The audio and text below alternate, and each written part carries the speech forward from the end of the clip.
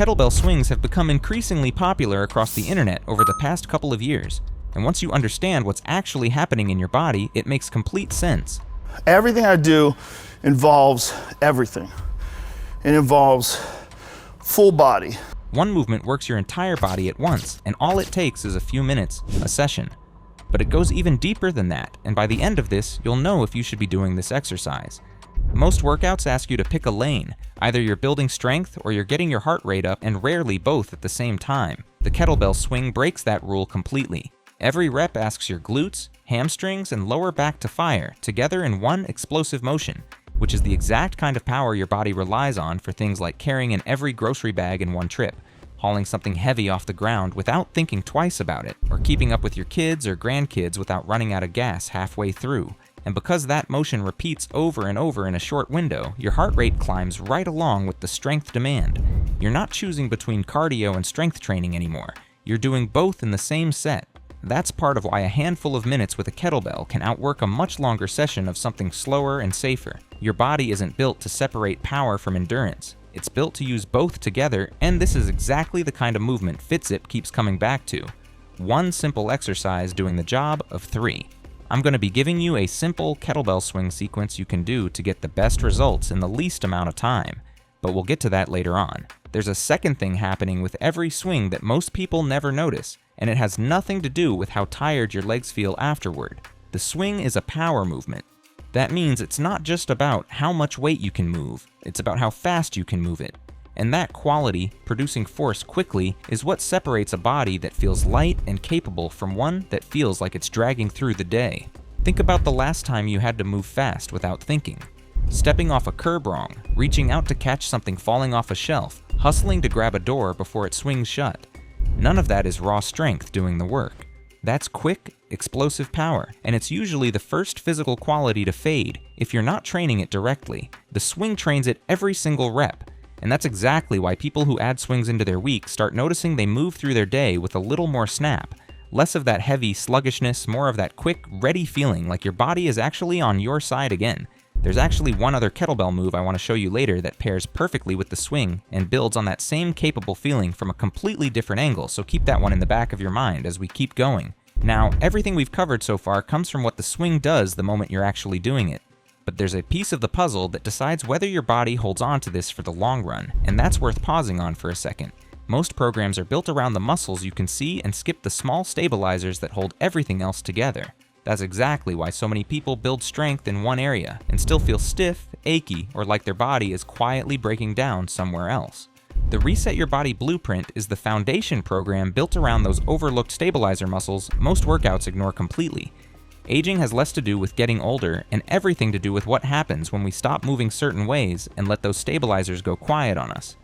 If you want a body that can keep doing the exercises and activities you love for years to come instead of slowly breaking down, there's a QR code on the screen for you to scan with your phone, or check the link in the description below the video. Alright, now let's get back to kettlebell swings. The swing also trains something a lot of people never train directly, and that's grip strength. Every single rep, your hands are working to control the bell as it swings through space, which means your forearms and grip get stronger without you ever touching a single dedicated grip exercise. Here's why that matters more than it sounds like it should. Researchers who study aging and longevity actually use grip strength as one of the simplest ways to estimate how strong someone's whole body is, because weak hands are almost always a sign that the rest of the body has weakened right along with them. It's become one of those quiet numbers doctors pay attention to.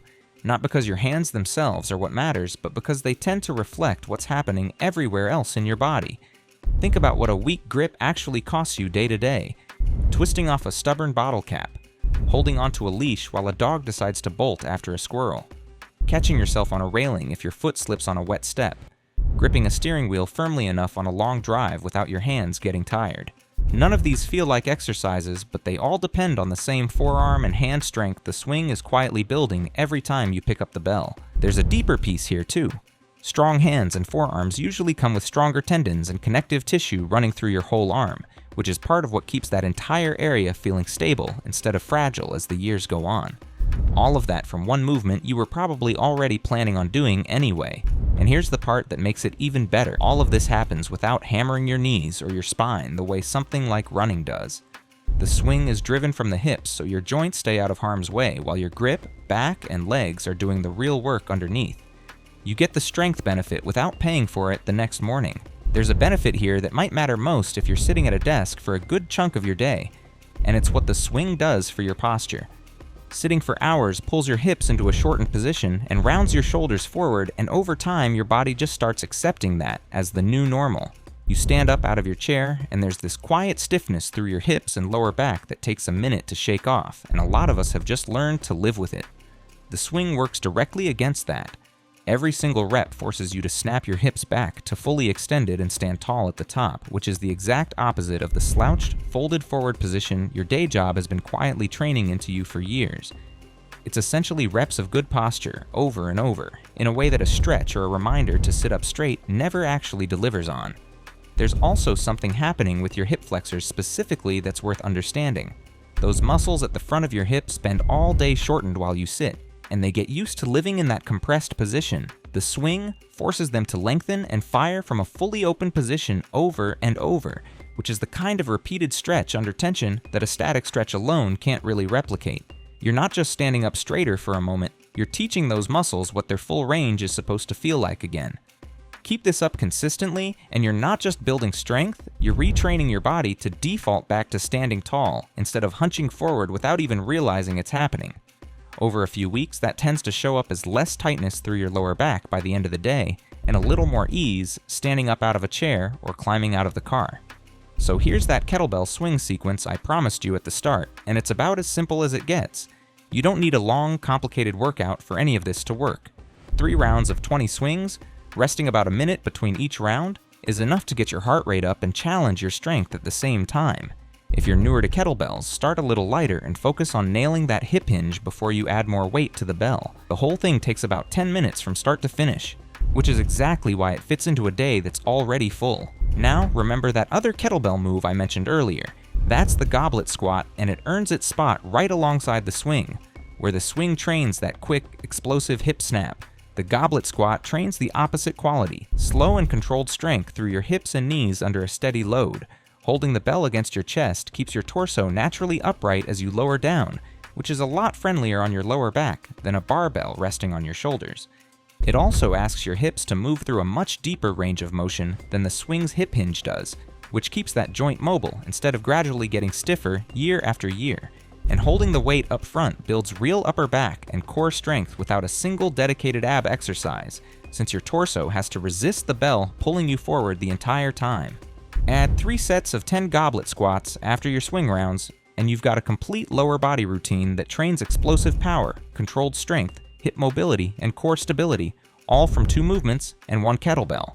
That's the kind of efficiency FitZip is built around, getting more out of less. And if you want the rest of the foundation that keeps your whole body moving well for years to come, the link to reset your body is in the description below.